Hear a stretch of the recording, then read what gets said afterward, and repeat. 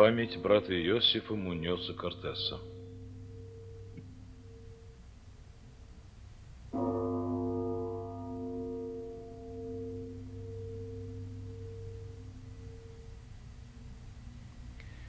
Брат Иосиф 15 лет верно служил Церкви Христовой и Божьей Матери. Вечная ему память.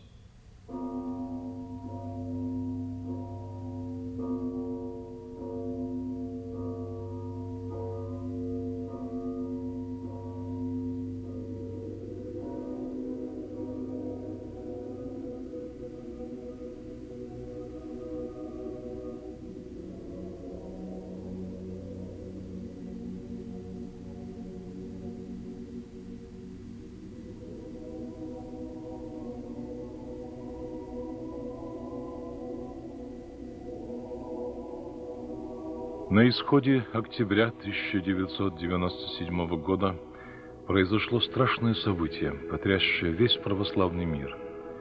В Греции молодым румыном был зверски убит Иосиф Муньос Кортес, хранитель прославленной чудотворной мироточивой иконы Вратарницы. В составленном членом общества Дом иконы в Монреале некрологе говорится: «Мы живем во времена расцвета духовности, но только духовности сатанинской, когда все, что суть Христова, Иисусова, Божия, вызывает мучительное раздражение плотского человека и бешеную злобу прельщенных». Одним из таких прельщенных был зверски убит Иосиф Хозе Муньос Кортес, хранитель чудотворной мироточивой иконы Божьей Матери Вратарница. Осенью 1982 года неведомыми уму путями православный испанец, преподаватель истории искусства в Монреальском университете, был призван Господом на особенное служение, которое довелось ему запечатлеть мученической кончиной. Перед лицом его смерти невольно задаешься вопросами, далекими от тех, кои составляют предмет полицейского расследования. Что почувствовал он, впервые посетив рождественский скит на Святой горе Афонской, где потряс его будто случайно замеченный им образ Иверской Божьей Матери? Как понял он тогдашние слова настоятеля скита отца Климента, который, неожиданно уступив просьбам заезжего молодого иконописца, произнес: «Пресвятая Дева уедет с вами». В чем выразилось для него постепенное осознание чуда, с того самого дня, 24 ноября 1982 года, когда около 3 часов по полуночи Иосиф, проснувшись в своей монреальской квартире, ощутил невесть откуда доносящееся благоухание. Господь вел его рукой сильную и мышцею высокую, но при этом все в жизни будущего хранителя чудотворного образа развивалось безыскусственно и, если допустимо так выразиться, естественно.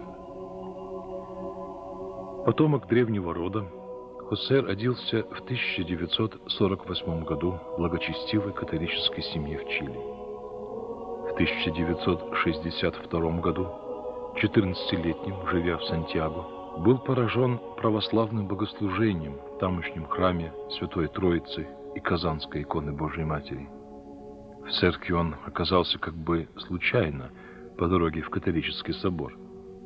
Через 2 года архиепископ Леонтий Чилийский крестил его в православие.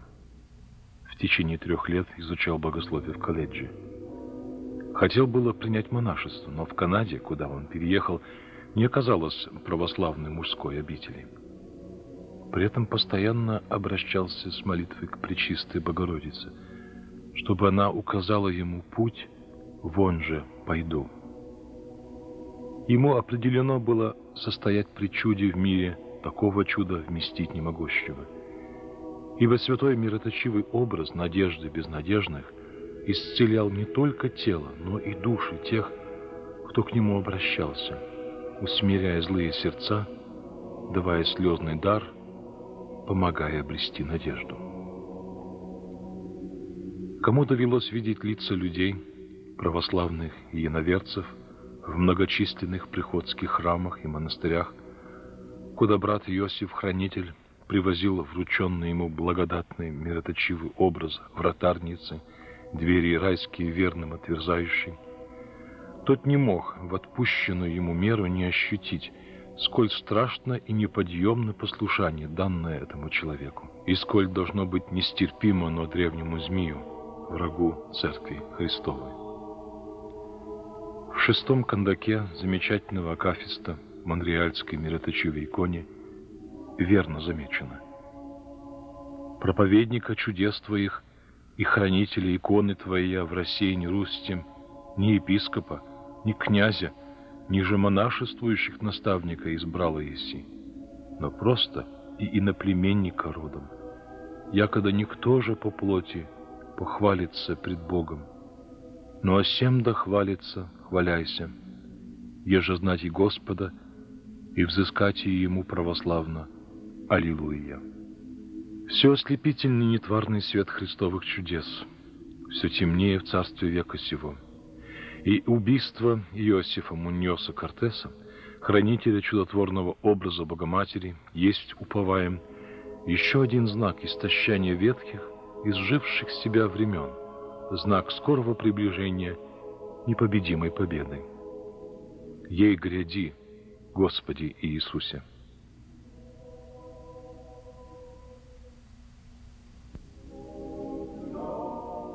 Хранитель мироточивой иконы вратарницы был похоронен через 13 дней после его зверского убийства в Афинах. Его хотели было отпевать при закрытом гробе и запечатанном пластмассовом мешке. Но Бог судил иначе. Гроб был открыт, и мешок разорван. И все увидели многочисленные следы пыток, которые он в ту судьбоносную ночь в Афинах перенес в одиночестве, завершая свое земное служение Богоматери. Гроб был открыт, и никакого смрада и признаков тления не было. Разве это не чудо? Разве это не продолжение тех зримых знаков благодати Божией, явленных миру через страстотерпца Иосифа? Несмотря на безумие убийства брата Иосифа, смысл этого жестокого сатанинского акта со временем будет раскрыт. Словно предчувствуя свою грядущую смерть, Иосиф сказал: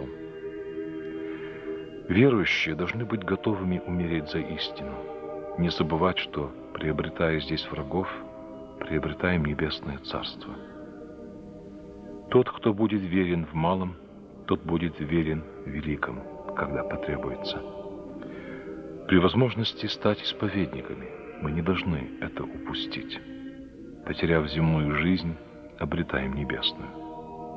Мы не должны бояться смерти за Христа».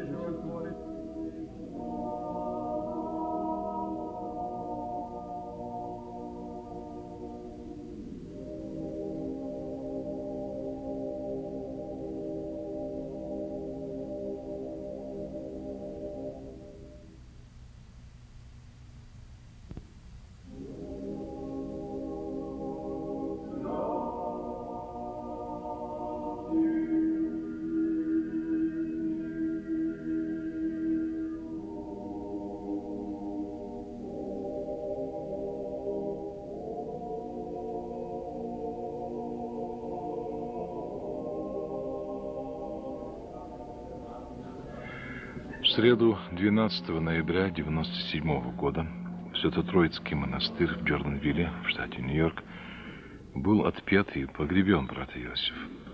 Отпевание возглавил настоятель обители Преосвященный Лавр, архиепископ Сиракузско-Троицкий. Сотни людей из Соединенных Штатов, Канады и других стран мира съехались в монастырь, чтобы проститься с мучеником и проводить его в последний путь.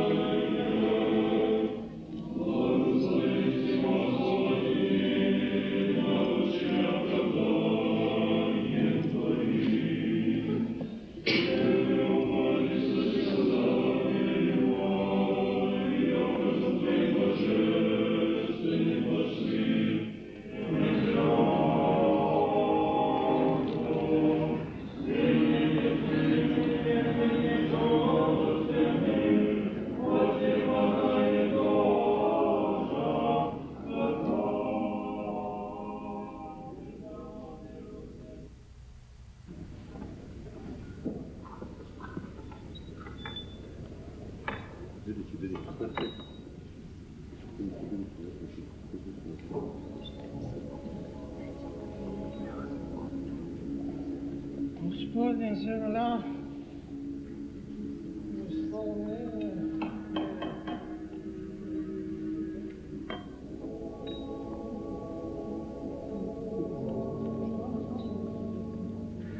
Мученическая смерть Иосифа имеет вселенское значение, ибо данная ему на хранение икона была, по милости Божией, послана всем, кто почитает Богоматерь.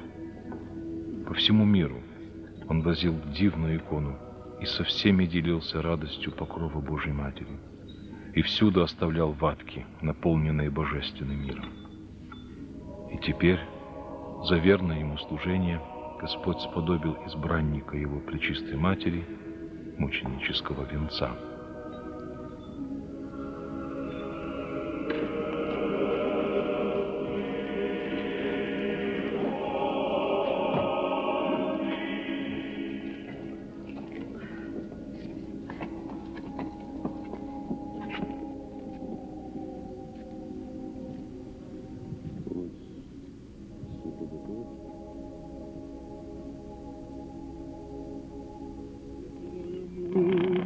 Новопредставленному Иосифу и сотвори ему вечную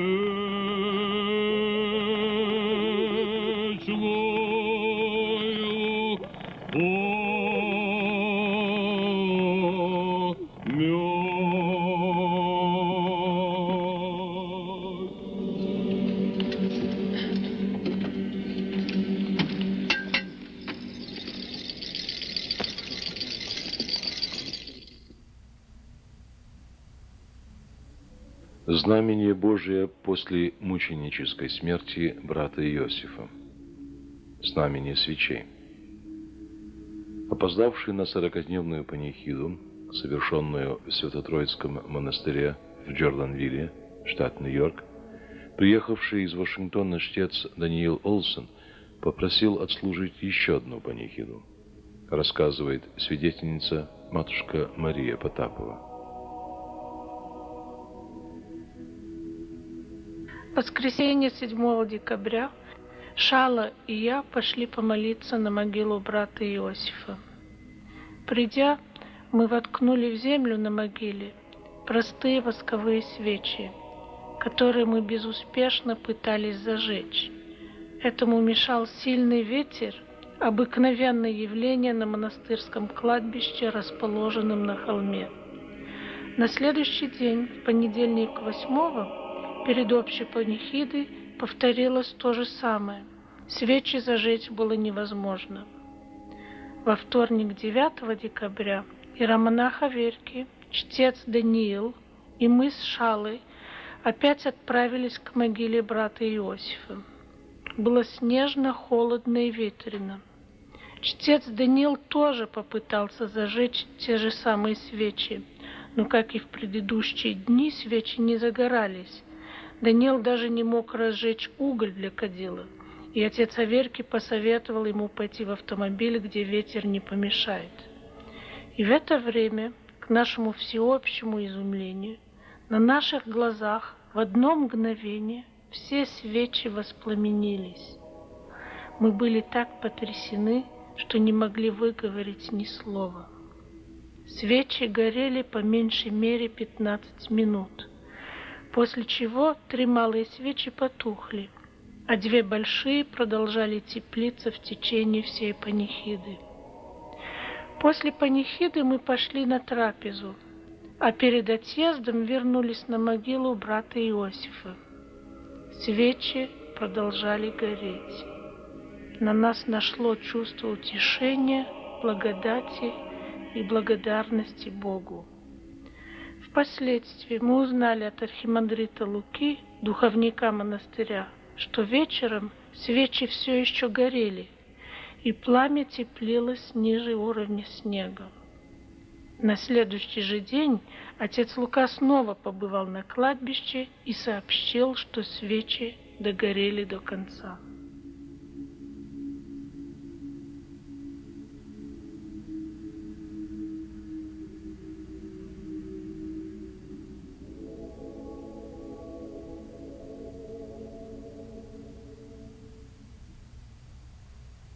О, святая Матерь, о, святая Матерь, пред иконой чудною слагаю словеса хвалебные сии. Радуйся, царице преблагая, презри прегрешения мои.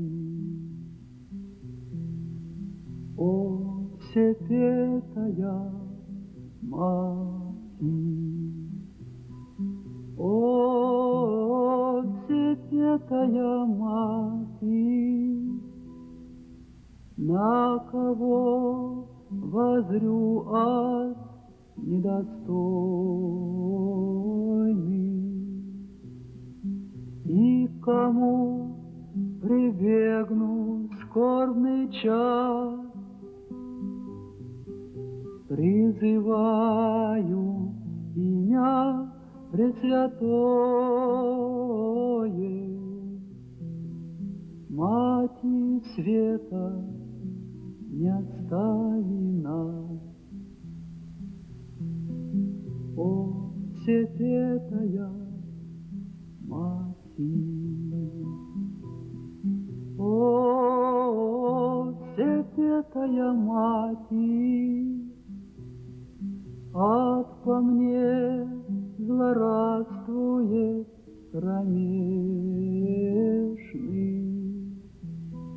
воды волны надо мной шумят, не остави меня, надежду грешный, призову тебя, услыши меня. О, всепетая Матерь.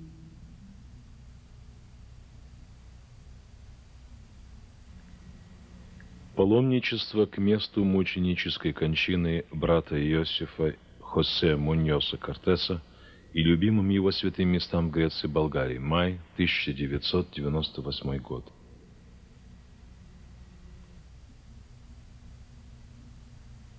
Воскресенье 3 мая 1998 года.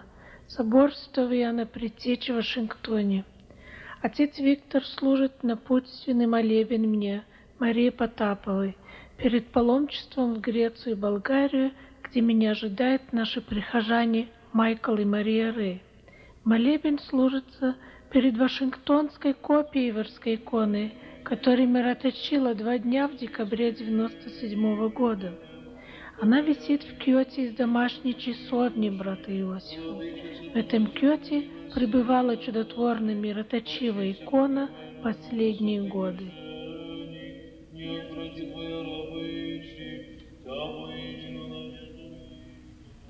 Афины, 5 мая 1998 года. Храм святой великомученицы Параскевы, куда мы пошли помолиться и поклониться ее святым мощам и попросить помощи перед началом нашего паломничества по святым местам, который посетил брат Иосиф перед своей мученической кончиной. После молитвы у великомученицы Параскевы мы направились в гостиницу Grand Hotel. Это гостиница, где был замучен брат Иосиф. Вот пришли. Обыкновенный многолюдный деловой городской квартал. В этой гостинице на 8-м этаже, в 806 номере был убит брат Иосиф. Угловое большое здание, большое движение, магазины, конторы, толпа.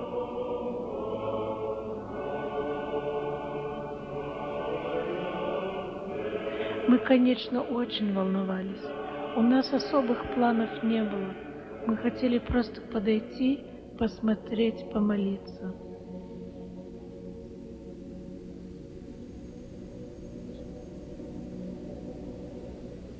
Вот Майкл, муж Шалы, Мария Рэй, идет.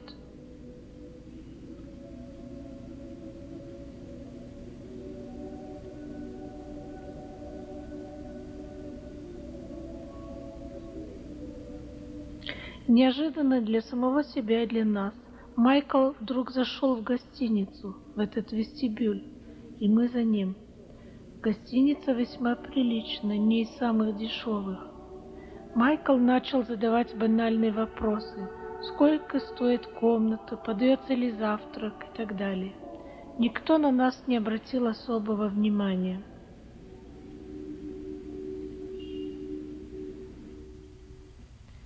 Мы поднимаемся якобы на 2-й этаж, посмотреть на их столовую.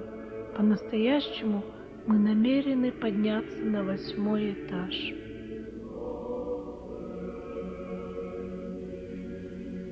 Конечно, мы очень волнуемся.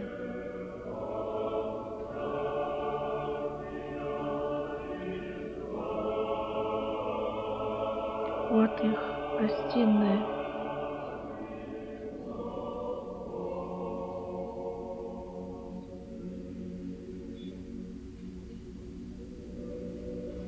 Коридор 8-го этажа. Майкл нашел комнату, самая угловая.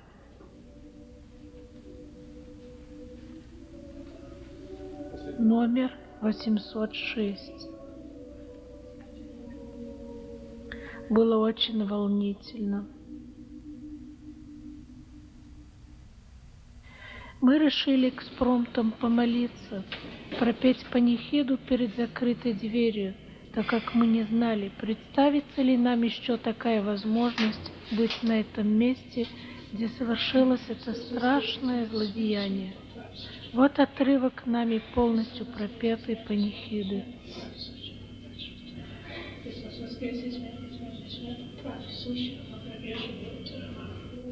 И полезные всем подавай, иди не свидетель, упокой Господа раба твоего, на тебя упорно не возложишь, Воцарите жители Бога нашего, вечная память, вечная память,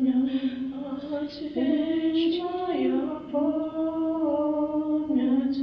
душа его во благих водворится, и память его вот и вот. Пока мы пели панихиду, мы, естественно, волновались, переживали. Страшно было стоять перед той комнатой, где совершилось это злодеяние с братом Иосифом, где он был в полном одиночестве тогда, в ту ночь. Мы теперь помазали дверь миром от Иверской иконы Божьей Матери, последним кусочком ватки, который брат Иосиф оставил перед тем, как поехал в Грецию.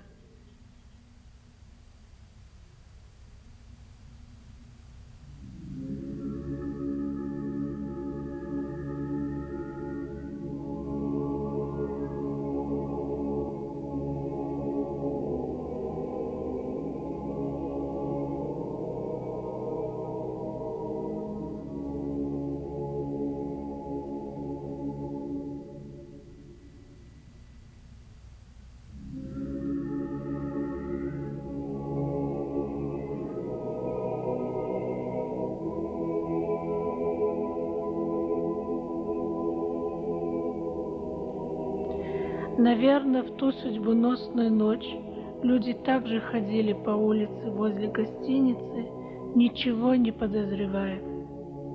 Действительно, кто мог подозревать, что в этом здании произошло событие вселенского значения? Не просто с кем-то, а именно с избранником Божьей Матери.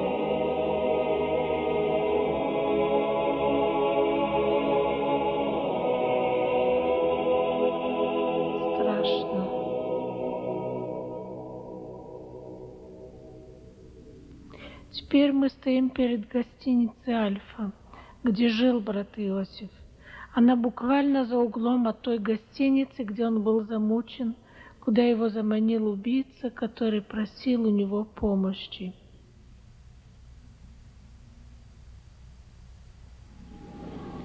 «7 мая мы в порту Пиреи. Отплываем на остров Эгина, где мы собираемся провести 4 дня. Помолиться и поклониться к мощам святителя Нектария. Брат Иосиф отправился на Эгина сразу же по своему приезду в Грецию 13 октября 1997 года и собирался туда вернуться на пару дней, непосредственно перед своим возвращением в Канаду. Мы приплыли к острову Эгина, порт Сувала.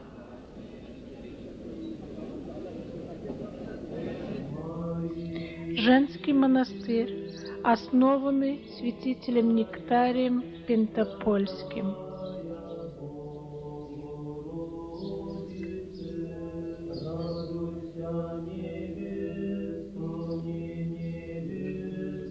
Вот усыпальница с гробницей, где хранятся часть его мощей.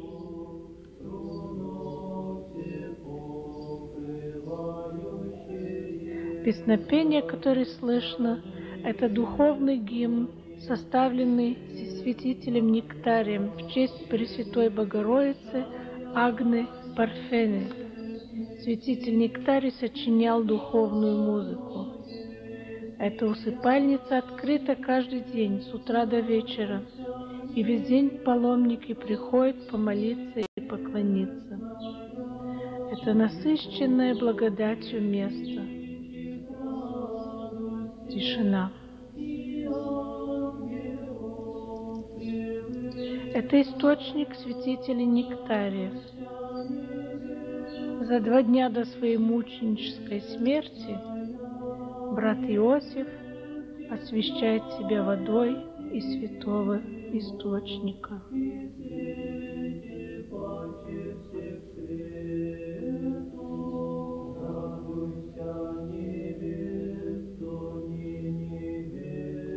Мария Ре освещает большую свечу на гробнице и ставит ее за всех, которые просили о них помолиться.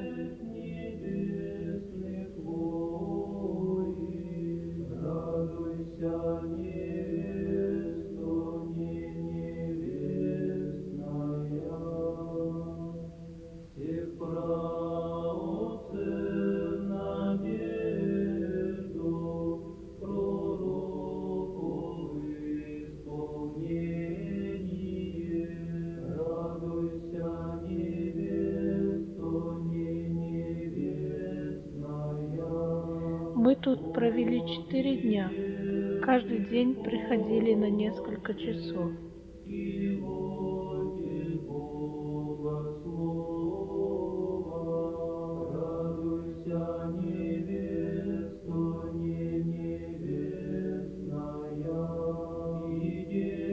Это главный вход в монастырь.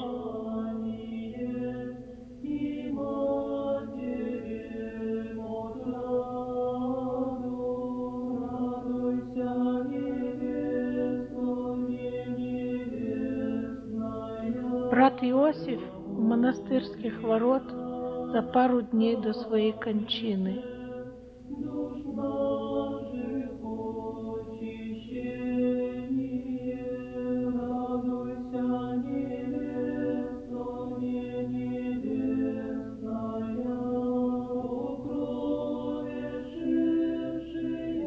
Это недавно сооруженный собор святителя Нектария.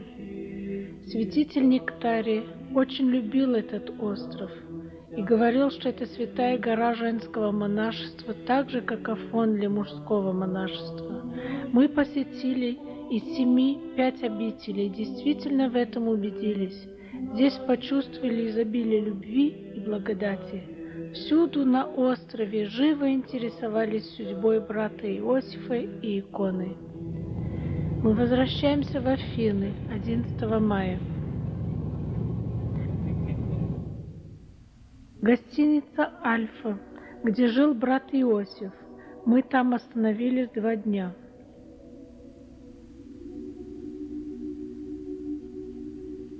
Комната номер 610 в гостинице «Альфа», в которой жил брат Иосиф.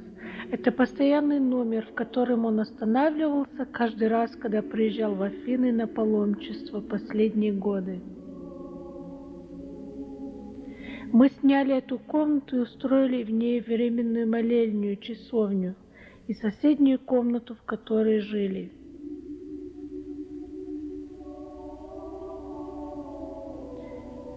Здесь брат Иосиф провел свою последнюю ночь земной жизни, накануне своей мученической кончины. Обратите внимание на скромную обстановку. В этой комнате он провел много часов в молитве. Известно, что брат Иосиф был болезненный. Можно предположить, что он совершал ночные молитвенные правила, сидя в этом кресле.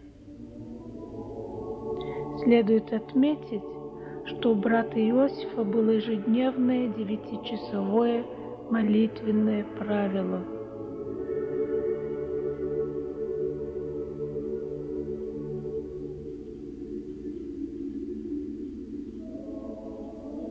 Вечером мы зажгли свечи, которые были освящены в гробу во время отпевания. Мы тут спели панихиду брату Иосифу, акафист Божьей Матери, покаянный канон Божьей Матери, акафист святому Иосифу обручнику и читали многочисленные поминальные записочки.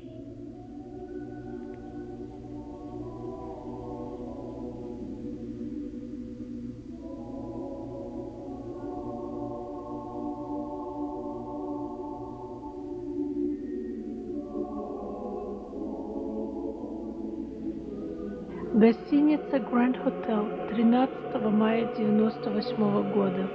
День рождения брата Иосифа. Хозяин отеля предоставил нам возможность в течение нескольких часов помолиться в той комнате, где был замучен брат Иосиф. Вот лифт, в котором поднялся брат Иосиф.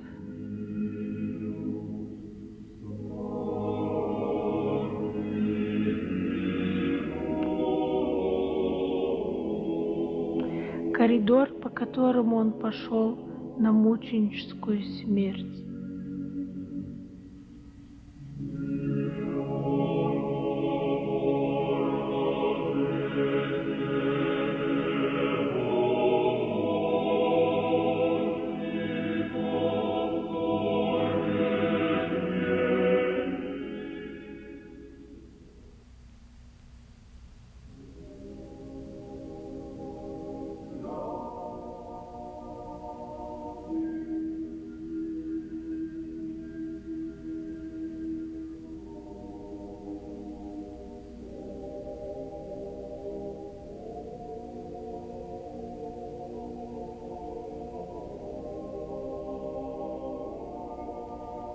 Кровать, на которой был злодейски замучен в ночь с 30 на 31 октября 1997 года, брат Иосиф, верный хранитель чудотворной, мироточивой Иверской иконы Божьей Матери.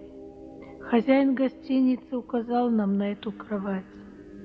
Мы окропили комнату святой водой, каждую стенку крестообразно помазали миром от иконы Божьей Матери, пропели панихиду, акафисты, покаянный канон и, как в предыдущие дни, помянули многочисленные записочки.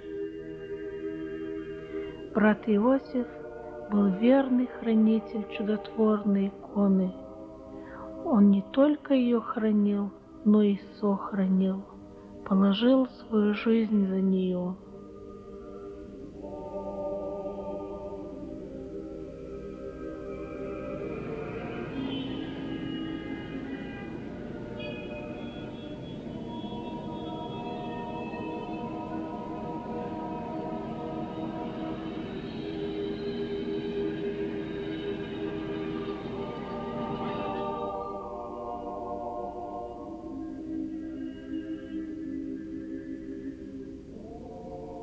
Невольно обращает на себя внимание то обстоятельство, что балкон комнаты, в которой был убит брат Иосиф, примыкает к крыше соседнего дома.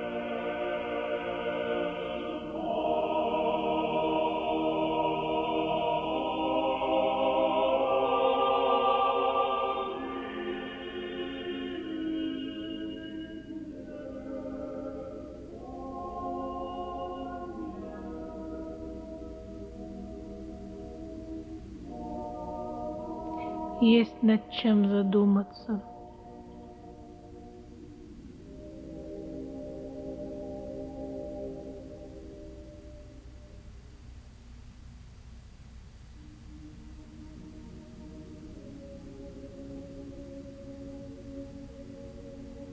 Из размышлений инока Всеволода «Преображенные страдания» или разговор с убиенным братом Иосифом. Здравствуй, брат Иосиф. Твоя душа, конечно же, видит, как я стою и смотрю на твое тело, почивающее в гробе в центре нашего Свято-Троицкого собора. Тебя привезли сегодня в полдень, а сейчас уже вечер. Все это время братья читают над тобой псалтирь. Завтра предстоит отпевание, и твое тело вернется в землю, чтобы восстать уже во второе славное пришествие Христова. При жизни я не знал тебя, но скажи, откуда такое чувство, как будто мы давно знакомы? Откуда в душе эта тихая, светлая, радостотворная печаль? Быть может, такие чувства всегда посещают смертных людей, когда они встречают святых. Но хотя я никогда не знал тебя, все-таки я не сомневаюсь в твоей святости. Эта уверенность не от ума и не от чувств. Она пришла откуда-то из более тонких и высоких сфер. В это верит душа. А ведь наша душа умнее нашего внешнего человека. Не скрою тебя, дорогой брат Иосиф, и мою грешную душу на мгновение покрыла тень той страшной хулы, которую поспешил излить на тебя мир. Помолись, чтобы Господь простил мне эту слабость. Но от одной лишь тени этой ужаснулась моя душа. О, я узнал того, кто скрывается за этой хулой. Его почерк стал хорошо знаком христианам за последние 2000 лет. Ведь это он, отец лжи, подобным образом клеветал на первых христиан. Это он учил гонителей убивать святых, а потом клеветать, что они, христиане, страшные люди, тайно приходящие ночью на кладбище, чтобы пить кровь. В то время как христиане собирались для совместной молитвы и причастия святых христовых тайн. Уйди прочь от нас, сатана. Мы не верим твоей лжи об убиенном тобою брате нашем. Здравствуй, дорогой Иосиф. Ты ушел от нас, но твой уход станет для многих началом знакомства с тобою. Биография твоей души, я верю, уже написана на небесных скрижалях. Немного таких избранников. Сама Матерь Божия избрала тебя на служение ее чудотворному образу иверской мироточивой иконе, чудесно явленной тебе 24 ноября 1982 года. И вот 15 лет, целых 15 лет ты верно служил Пречистой Деве. За эти годы чудотворная икона, бережно охраняемая и всюду сопровождаемая тобой, исцелила сотни и сотни душ человеческих. Всегда живя как бы на грани двух миров, мира видимого и невидимого, будучи постоянным очевидцем чудес Божиих, являемых через иверскую икону, ты, однако, как-то высказал мысль, что к чуду привыкнуть нельзя. И вот новое чудо. На сей раз оно явлено Богом непосредственно через тебя. Мы знаем, что тебя били, мучили, издевались и глумились над тобой. Как, должно быть, скорбела твоя душа, когда она претерпевала такие мучения? Это были муки не только физические, но и душевные, вызванные лицезрением человеческого зла. Ведь твой убийца заманил тебя на заклание, как чистого смиренного агнца, и когда над твоей доверчивостью надсмеялись, душа твоя, наверное, сильно скорбела. Чем же заманил тебя убийца? Может быть, он обещал тебе денег, или ты нуждался в какой-либо его услуге? О, нет. Он заманил тебя тем, что попросил твоей помощи. Бес, подучивший его этому, конечно, знал, что твое доброе сердце не сможет отказать просящему помощи. Но вот все кончено. Ты претерпел до конца. Ты заклан, или, лучше сказать, ты призван Сыном Божиим в его пресветлые чертоги. Ты всю свою жизнь, посвятивший служению его матери, ушел от нас к своим высоким небесным друзьям. Что ж, всякому человеку нужно когда-то умирать. А что может быть лучше достославного мученичества, которого исподобил тебя Господь? Здравствуй, дорогой брат Иосиф. Мы теперь часто будем поминать твое имя пред Богом. Аще обрящешь дерзновение пред Господом, то молись, добрый наш друг, о нас, оставшихся здесь. Пусть Господь сотворит чудо по твоим молитвам. Пусть умягчит наши злые сердца. Пусть научит нас любить, терпеть и прощать. Конечно же, это будет чудо. Но ведь ты же, брат Иосиф, сказал, что к чуду привыкнуть нельзя. Чудо потому и чудесно, что оно выше грани возможного и невозможного. Оно всегда есть дар Бога человеком. Скажи, дорогой брат Иосиф, почему до самой глубины пронзает душу весть о твоей кончине? Почему сердце и разум так поражены тем, что случилось с тобой? Почему хочется еще и еще стоять подле тебя и не хочется уходить из храма? Наверное, потому что через тебя, как и через всякого христианского мученика, души верующие как бы встречаются со своим владыкой Иисусом Христом, который есть первейший из всех мучеников. Во святых Божьих человеках мы почитаем Христа. Поклоняясь мученикам, мы поклоняемся божественному страдальцу. Не его ли таинственное присутствие так ясно и радостно переживает душа в эти минуты? И верится, что ты, дорогой Иосиф, уже зришь сладчайшего Спасителя нашего, который обетовал даровать спасение всем претерпевшим до конца. И последнее. Мне хотелось бы рассказать всем людям о твоем лице, о том, что мы видели на нем в эти минуты прощания с тобой. А видели мы преображенное страдание. На твоем лице запечатлелось изумление души, осознавшей, что час страданий вот-вот окончится, и она через мгновение встретится с Богом. Прошла ночь, и наступил день, который останется в памяти навсегда. Сегодня был первый день твоей славы, дорогой брат Иосиф. Можно ли сомневаться в том, что слава сия будет расти, что православные люди во всех концах земли будут почитать христианский подвиг твоей жизни, увенчанной мученичеством? Верится, что и после смерти ты продолжишь свое служение Господу, и новые человеческие души обновятся под впечатлением твоей мученической кончины. И ты вновь будешь приводить ко Христу новых Его служителей, как и при жизни ты это делал, ведь у тебя было 50 крестных детей. Дорогой брат Иосиф, твое отпевание привлекло в наш Свято-Троицкий монастырь сотни людей. Их собралось столько же, сколько бывает на Пасху. Однако настроение, по крайней мере у меня, было несколько иное, чем на Пасху. Мне показалось, что я присутствую на богослужениях Великой Субботы. Вспоминалось благоговейное предстояние предплащаницы, когда души верующих со страхом и умилением лицезреют спасительные страсти Господни и вспоминают Его погребение. Все происходившее сегодня во время твоего отпевания и погребения, дорогой Иосиф, было также таинственно величаво и светло-грустно.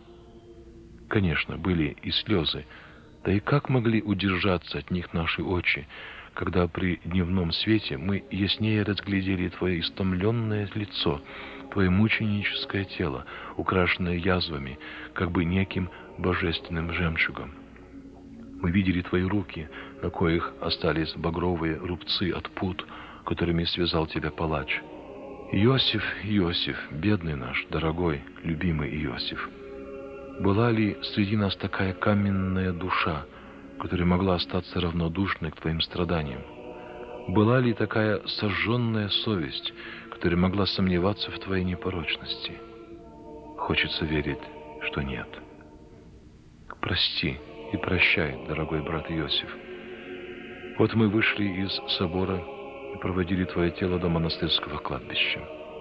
Вот последняя молитва, и гроб опускают в могилу, и нам верится, что эта могильная яма станет для тебя окном в небо. Вот мы кидаем по горсти земли в твою могилу. Вот и все. Один человек, недавно приехавший из России и случайно попавший на погребение брата Иосифа, сказал мне: знаете, у меня было такое чувство, что я присутствовал не на отпевании и похоронах, а на чине торжества православия. Я совершенно четко осознал, что если бы даже в эти минуты нас всех вывели бы из храма и расстреляли, то все равно мы победили.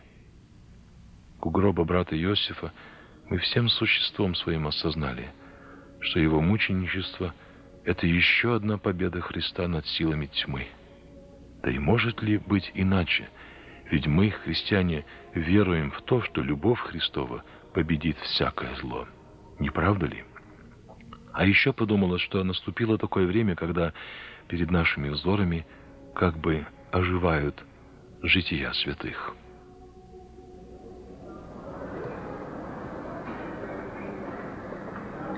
«14 мая.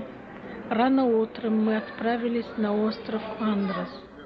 Нас на паром провожает Манолис, близкий друг брата Иосифа, который в свое время соорудил ризу для чудотворной мироточивой иконы. Он оказал нам большую помощь в нашем паломничестве.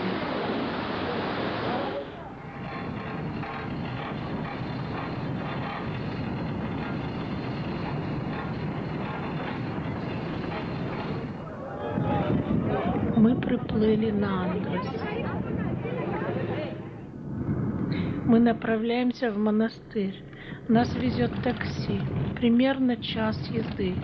Расстояние 50 километров. Очень живописно. Вот приехали. Отец Парфений, молодой послушник, грек из Австралии, бьет в било, звонит в колокола.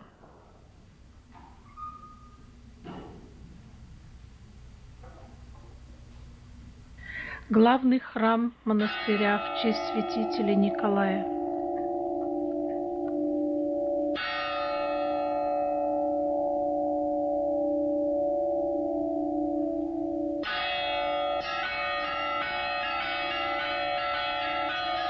Этот храм посетил брат Иосиф накануне своей мученической смерти. Это был последний храм, в котором он помолился в своей земной жизни.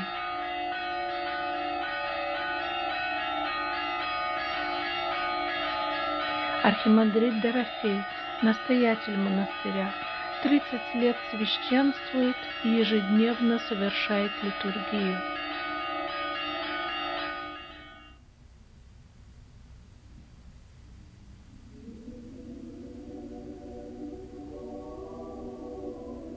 Плачущая икона Божьей Матери в притворе.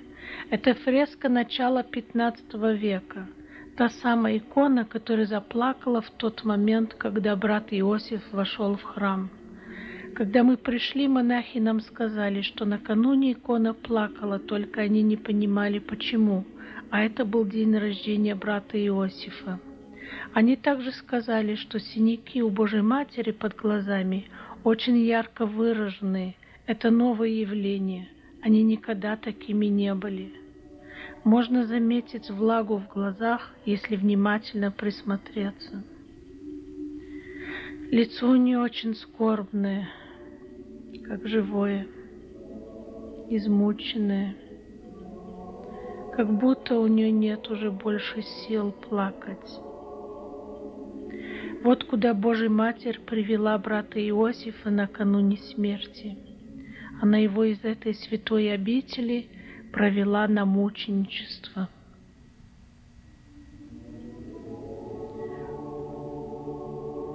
Это кадры были сняты, когда брат Иосиф посетил монастырь накануне своей смерти.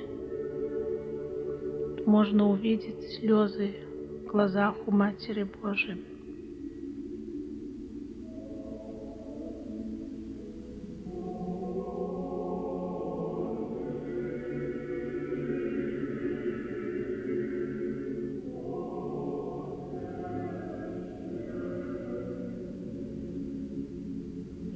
Фреска святителя Николая, тоже начало XV века. Сейчас мы находимся в притворе. Это церковь IX века, небольшая. Когда входишь в этот храм, охватывает чувство благодати.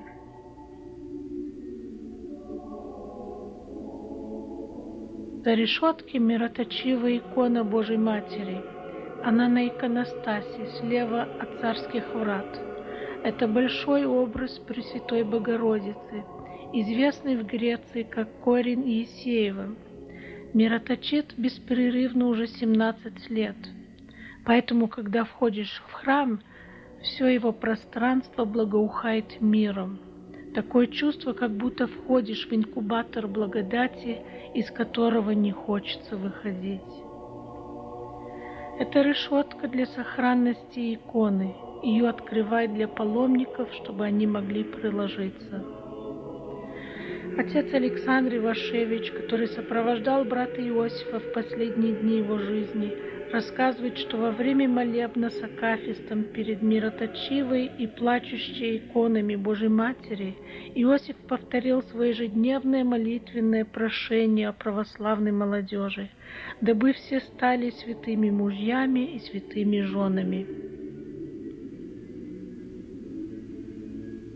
Отец Парфений нам показывает святыни монастыря.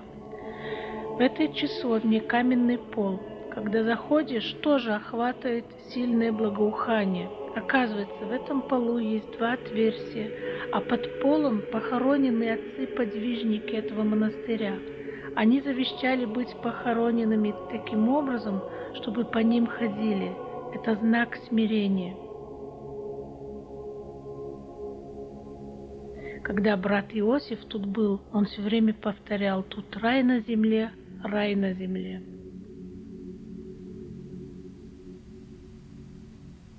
Вот брат Иосиф прикладывается.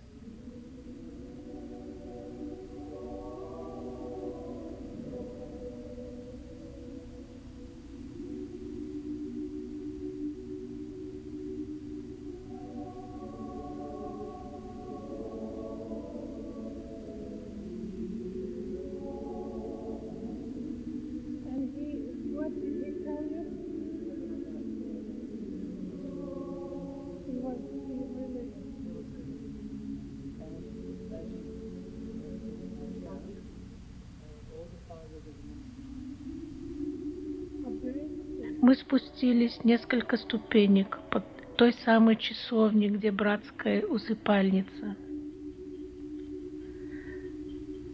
За решеткой мощи подвижников, и отсюда идет такое сильное благоухание, и оно через отверстие заполняет всю часовню сверху. Отец Дорофей предложил с нами пойти в часовню Рождества Пресвятой Богородицы, где он был и помолился вместе с братом Иосифом.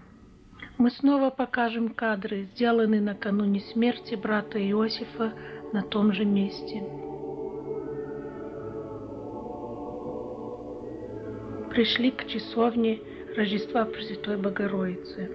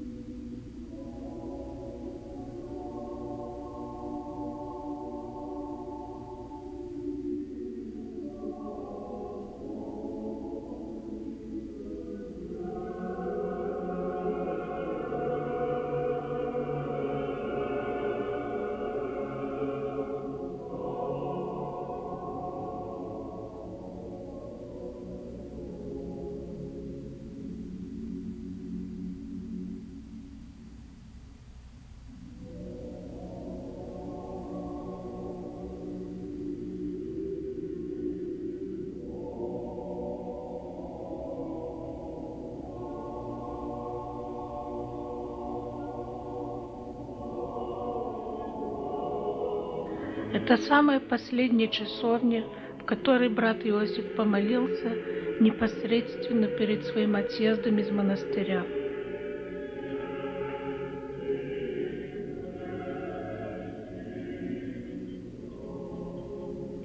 Мученик Севастьян также привязан руками и ногами, замучен. Почему я говорю так же? Потому что брат Иосиф таким же образом был замучен всего лишь через несколько часов после того, как поклонился этой иконе. Это был последний храмовой образ, к которому приложился брат Иосиф в своей земной жизни.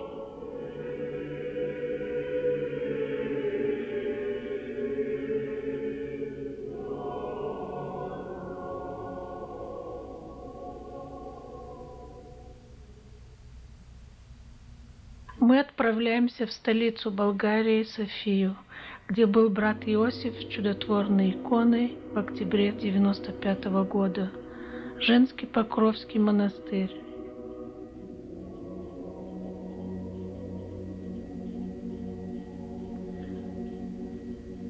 Храм святого апостола Луки.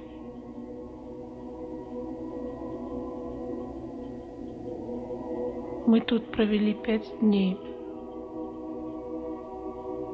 Монастырские ворота.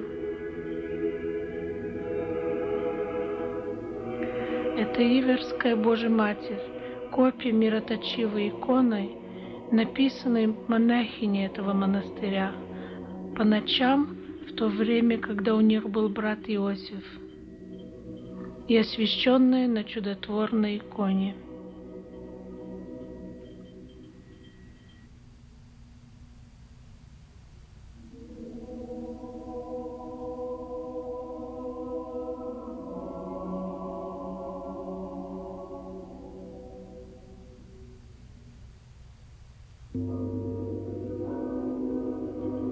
Строящийся главный Успенский кафедральный собор епископа Фотия.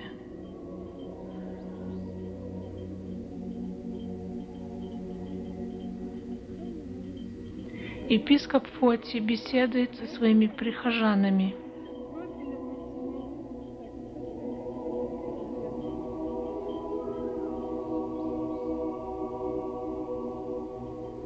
Прихожанин, который добровольно работает и руководит всей постройкой собора. мы пошли осматривать строящийся величественный храм. Эта церковь построена в значительной мере благодаря чудотворной Иверской иконе. Перед приездом брата Иосифа уже не оставалось никаких средств, и владыка рассказал, что было решено приостановить постройку. Когда брат Иосиф приехал с иконой, он пожелал, чтобы все пожертвованные на икону деньги пошли на постройку церкви. В течение 10 дней 65 тысяч человек поклонились чудотворному образу, после чего столько оказалось денег, что можно было продолжить постройку. Тысячи людей по 6 часов в молитвенном молчании ожидали возможности хотя бы на одно мгновение приложиться к великой святыне Иверской Божьей Матери.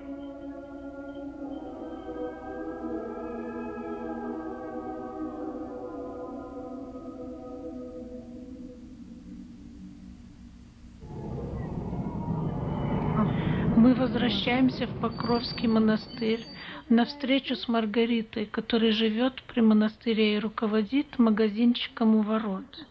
Маргарита с нами поделится воспоминаниями о брате Иосифе. Я поэтому очень, что скажу, не знаю. Бог поможет, что надо сказать. Скажу, что мне сказали, как начиналось все. Как познакомилась с братьем Иосиф, мне сказали вот в монастыре, что приедет из Канады гость, и надо встречу его и открыть двери монастырские. И ожидала, было...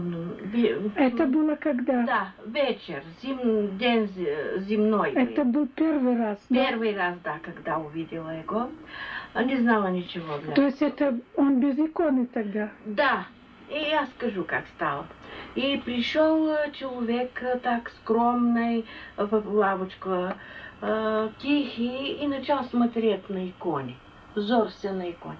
И когда приезжал ко мне, я не знаю, может быть, рад, что знает, что есть икона в Канаде, сказала, вот какая икона у вас в Канаде.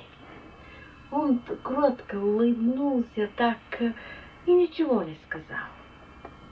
Я подумала, что это он, вероятно, не знает для этой иконы. Я покажу ему журнал. И сказала, вот, написано в журнале, она пришла из Атоны, эта икона.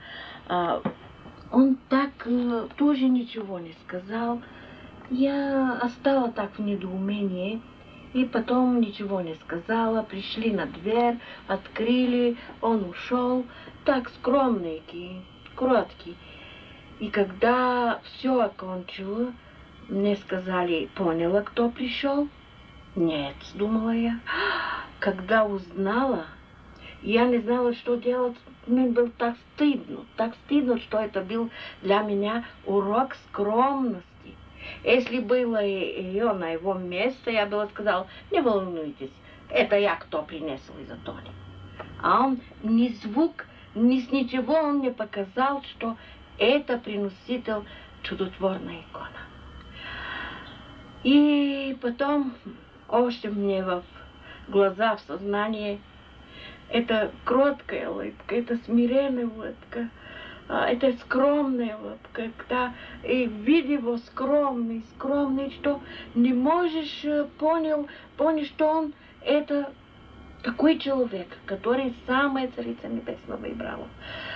И потом и второй раз для его скромности скажу, когда приходила к нам икона Царица Небесная. Мне был этот день на почивка, я могла уйти на церковь, куда ожидали ее икона. Стояли на дверь большой на дворе. Народ больше, много. Приходил. Икона сказали, что приедет след 2-3 часа. И мы ожидали. Люди мужчины, которые заняты, называются бодигарди, для охраны на икону, на брат Иосиф, и сказали нам, икона не приедет на улице. Разъезжайтесь, не приедет. А нас машина будет внутри, на дворе, на церкви. Мы сказали, ничего, не ожидаем и машина. Машина, если не увидим икону, увидим машина, у которой стоит икона Богородицы. И ожидали, посылки одна. И небольшое время я увидела, что на улице машина с темные стекла. И увидела толку кивот. Мне такая скупый это кивот. Синенький, так, и беленький цветок. И сказала, вот икона. И сказала, Господи, это миг для меня. Да не будет никогда выходить из ума. И слезла икона, самая царица небесная была. Так бавно приходила она к двери на церковь. Мы все плакали, рыдали. Потому что она бы самая царица небесная. Простите меня. И когда бодигарды не были, они по народу, по все, поняли, что икона пришла, а не вышла в дворе. С машины. И быстро взяли священник, икону и внутрь, быстро. И закрыли дверь. И когда мы открыли глаза, брат Иосиф стоял в дверь, бледненький, сам в толпе, и так безысходно. Что делать? Он остался без иконы. Они взяли. Внутри он остался. И пришла женщина, на которой была машина, и под дверью. Откройте, брат Иосиф остался. И он миленький, кротко, смиренно уходил.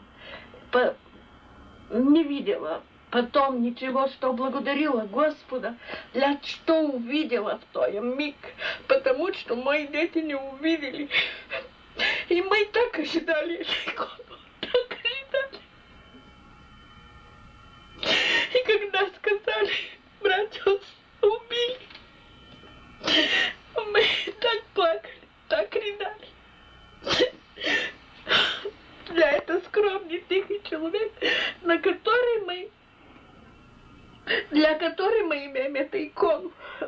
Я взглядела на икону, плакала от радости, но взглядела и на его.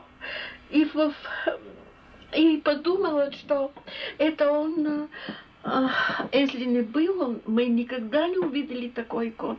Эту такую икону, мне кажется, что никогда не увижу, никогда.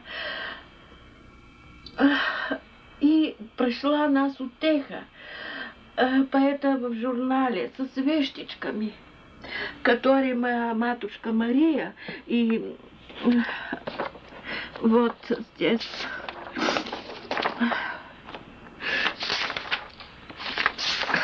вот здесь, вот здесь свечечки, что он жив, что мы не надо плакать, а мы радуемся, что он показал нам, какая это икона и кто он. И когда придут приятели, друзья, брат Иосиф, мне кажется, все равно, что приехал он к нам. И дай Боже, никогда не забудем, брат Иосиф. Никогда. Спасибо за внимание.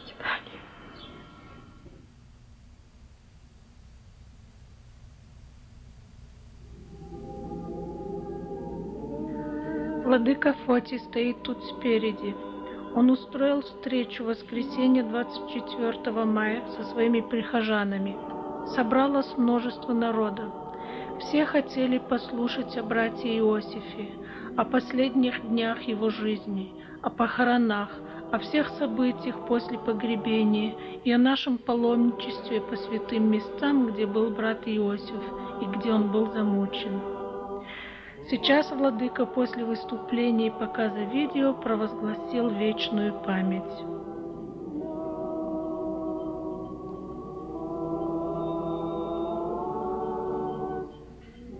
Вечная память брату Иосифу.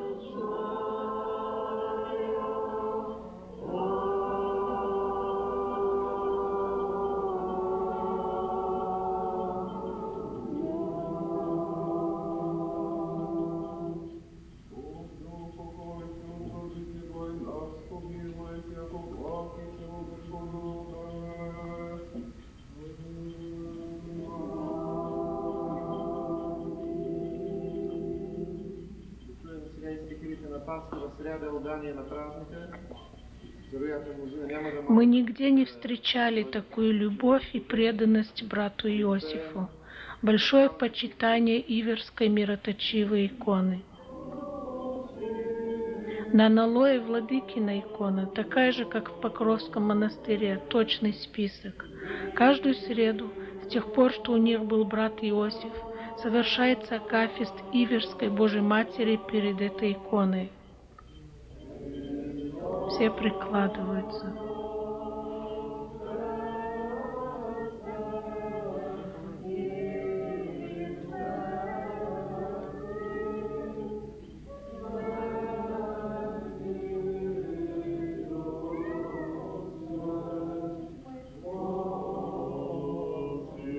Мы передали владыке святыни, связанные с братом Иосифом.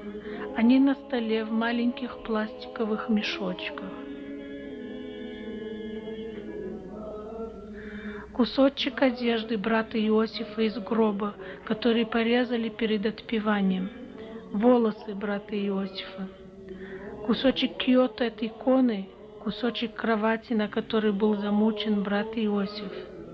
Воск от свечей, которые сами загорелись на его могиле на 40-й день. Обратите внимание, как сосредоточенно и благоговейно верующие прикладываются. Это случилось совершенно спонтанно. Никто этого даже не ожидал. Просто начали подходить и прикладываться. Видите, даже духовенство освещает крестики и иконки.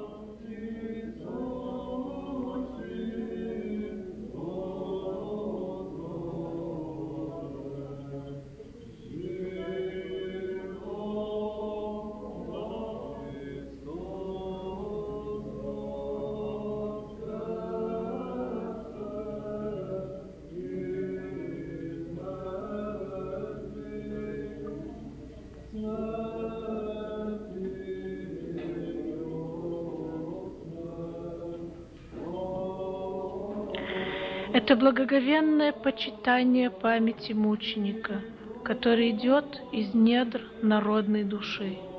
Всегда так было в истории Церкви.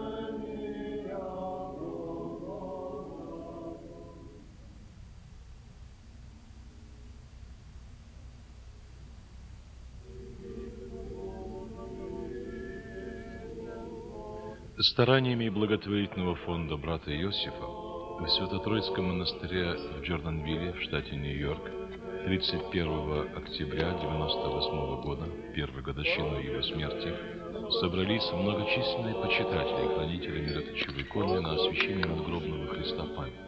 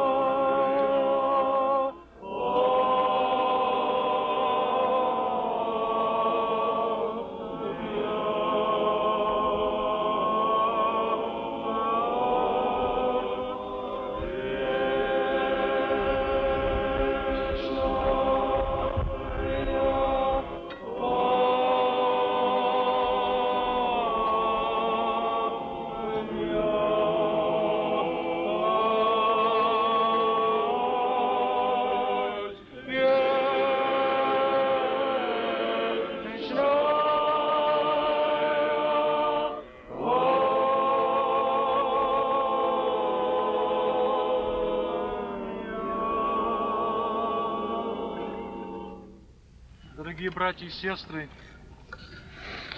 еще при жизни брата Иосифа его духовный отец схиегумен Климент, который в 1982 году, вы все знаете эту историю, подарил ему иверскую икону Божьей Матери, которая стала 24 ноября того же года мироточить, сказал Иосифу, что если не найдется достойное место для этой иконы в мире, ей будет суждено вернуться на Афон. Мы, конечно, не знаем, вернулась ли она на Афон или нет, исполнилось ли это предсказание схимника или нет. Бог даст, когда-нибудь, может быть, узнаем. Но тот факт, что хранитель великого чуда был убит и скрылась от нас икона, заставляет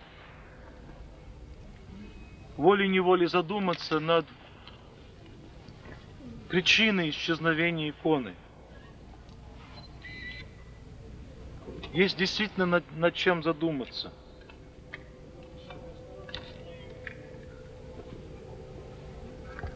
Мы скорбим, что иконы нет, но мы знаем, что Божья Матерь нас никогда не оставит. И вот как малое утешение, совершенно промыслительно это совершилось, появилась копия этой иконы. Я говорю совершенно промыслительно, потому что здесь мы были ни при чем. Новый игумен рождественского скита на Афоне, который был автором мироточивой иконы, был тронут любовью, которую проявляли многие из нас к Иосифу, решил по собственному желанию написать новый список этой иконы. И друг Иосифа в Афинах, который соорудил ризу для его иконы, его имя Эммануил Аргирис, он тоже изъявил желание украсить икону точной копией ризы, которую он сделал в первый раз, и сам лично поехал на Афон, лично принял из рук отца Хризостома вот икону, которую вы видите перед вами, отвез ее в Иверский монастырь, где ему разрешили всю ночь оставить ее рядом с оригинальным образом чудотворным Иверской Богоматери, и лично привез эту икону в Соединенные Штаты.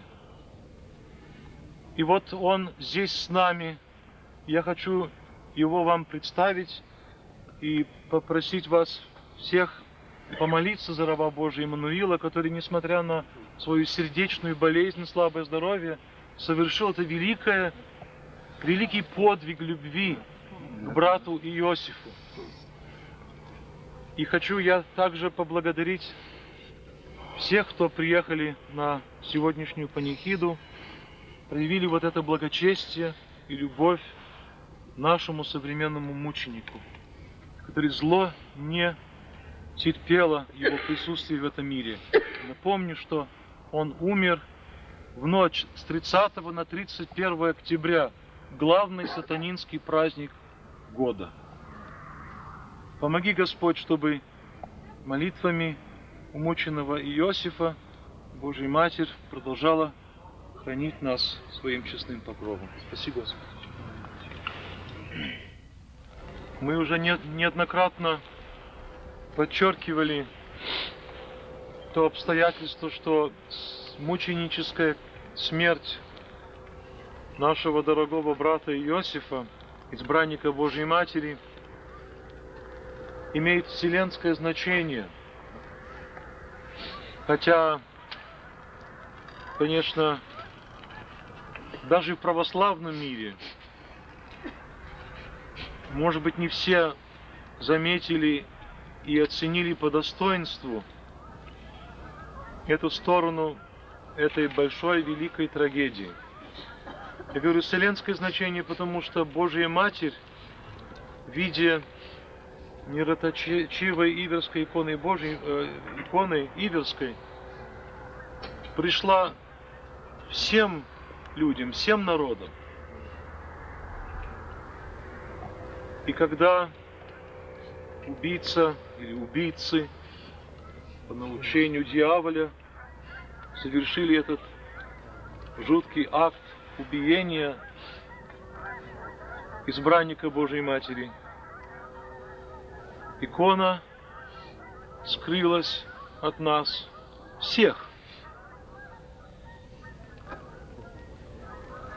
Мы должны молить Божью Матерь о прощении, потому что, как мне думается, это было попущено Господом, потому что мы оказались недостойными хранить в нашей среде, иметь в нашей среде вот это великое чудо. Это я не говорю для, как мы говорим, для красного словца, а серьезно говорю.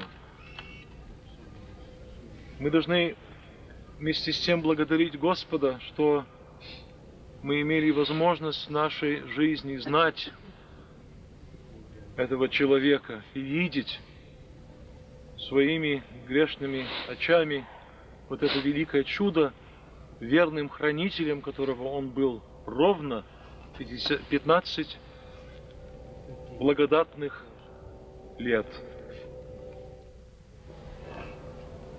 Брат Иосиф последний раз поехал в Грецию главным образом для того, чтобы помолиться у могилы его духовного отца, который постриг его иночество с именем Амвросий. Он был тайным монахом, схимником Амвросий. И он хотел было приложиться и, наверное, взять с собой домой землю с могилы старца Климента. Мы поминали его духовника на сегодняшней панихиде и также поминали архиепископа Леонтия Чилийского, который крестил брата Иосифа в святое православие. Это были люди, которые сыграли огромную роль в его духовной судьбе. И вот тщанием нашего друга Манолиса из Афин, который был на Афоне, когда взял из рук отца Хризостома вот эту икону, он привез землю также наш прихожанин Велько Секирица, который был этим летом на Афоне. И вот мы привезли эту землю с могилой старца Климента, который, наверное, хотел было взять Иосиф. Мы ему привезли и подарим эту землю, чтобы эта земля с могилой его духовного отца смешалась с могильной землей дорогого брата Иосифа. Господня земля, исполнение вселенной, Царство Небесное.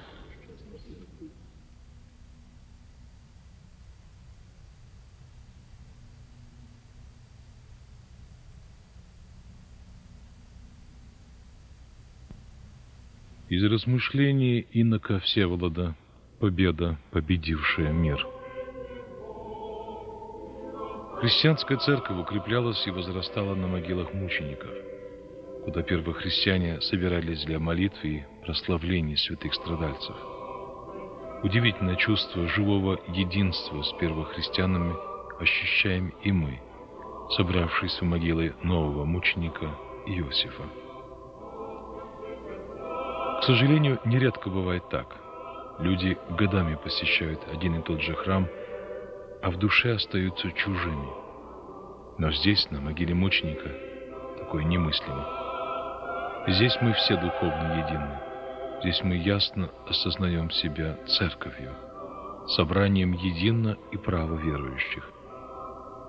Здесь мы разумом сердца познаем, что такое православное христианство. Но здесь же у могилы Иосифа перед нашей совестью встают нелегкие вопросы. Что значит для нас мученичество хранителя Иверской мироточивой иконы? Почему скрылась от нас сама эта икона? Мученичество брата Иосифа бесспорно знамение, явленное для всех нас, явленное для укрепления нашей веры. Жизнь и кончина всякого христианского мученика является малым подобием, образом и подражанием Христовым страданиям. Мученичество, как подвиг христианской любви, и есть то наивысшее знамение, которое многократно было являемо перед глазами людей. О чем же говорит и чему учит сие неложное знамение? Оно предвозвещает и свидетельствует о торжестве истины, о победе, победившей мир, о вере нашей, о конечном торжестве православного христианства. Ведь за распятием и погребением Спасителя последовало его всесветлое воскресение. И каждый мученик, убиваемый палачами, обретает жизнь вечную. В конце концов, земная история христианской церкви тоже завершится мученической Голгофой, ибо без Голгофы нет воскресения. Обо всем этом, как думается, и должно вспоминать, когда Господь дарует церкви нового мученика. 20 век по праву можно назвать веком русского мученичества, хотя, конечно, и в других поместных церквах просияли в наши дни преславные мученики. Верится, что брат Иосиф, избранник Богородицы, сподобился божественной милости увенчать славную череду новомучеников 20-го столетия. Столетие, которым завершается второе тысячелетие христианства. Потому правы те, кто говорят, что мученичество брата Иосифа есть событие вселенского значения. Отныне мученик Иосиф принадлежит не только русскому, но и всему вселенскому православию. Быть может, для того и сокрылась от нас 15 лет хранимая братом Иосифом мироточивая икона, дабы мы ныне устремили свое духовное внимание на ее скромного хранителя, мученичество коего было предумощено благодатным и многолетним мироточением иверского образа Богородицы. И вот ныне сама Матерь Божия желает прославить верного слугу своего. Отныне сей нелегкий путь всежизненного добровольного христианского мученичества озарен для нас лучезарным сиянием подвига брата Иосифа. Тех, кто близко знал верного хранителя Иверской мироточивой иконы, свидетельствует, что жизнь его была подвигом любви, подвигом самоутеснения, самораспятия ради служения Матери Божией страждущим людям, искавшим исцеление душ и телес у чудотворного образа. Часто больной, в ненастную погоду Иосиф вез чудотворный образ туда, где нуждались в помощи Царицы Небесной. Имея возможность баснословно обогатиться за счет иконы, Иосиф жил очень скромно. Скорби и страдания он переносил мужественно и терпеливо, скрывая их от других, ища утешения в молитве, которая, как говорят, была у него непрестанной. Жизнь брата Иосифа была добровольным мученичеством, сокрытым от мудрецов века сего, но очевидным для евангельских младенцев. Мы нисколько не сомневаемся, что жизнь брата Иосифа, увенчанная страдальческой кончиной, явилась подлинным продолжением того необоримого христианского знамения, свет которого на Голгофе и осветил путь христиан на все времена. Это и есть то единственное знамение, которое действительно подобает искать.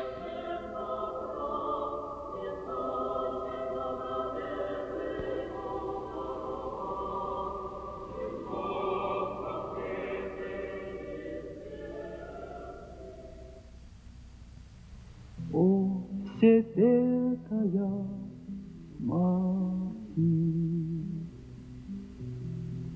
о, Всесвятая Мать,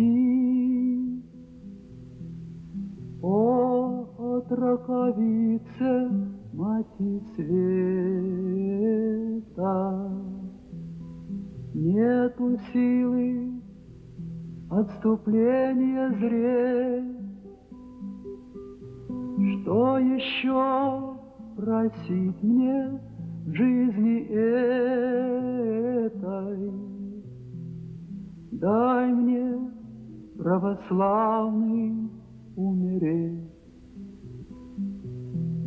Что еще просить мне в жизни этой? Дай лишь, православный, умереть. О, Всесвятая Мать.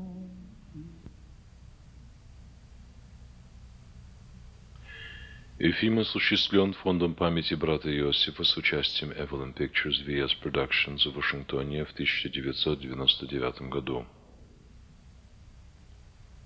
Озвучен протоиереем Виктором Потаповым, настоятелем собора Святого Иоанна Предтечи. Дорогие братья и сестры, поддерживайте благотворительный фонд памяти брата Иосифа. Пожертвования следует посылать в собор Святого Иоанна Предтечи по адресу, указанному на экране вашего телевизора.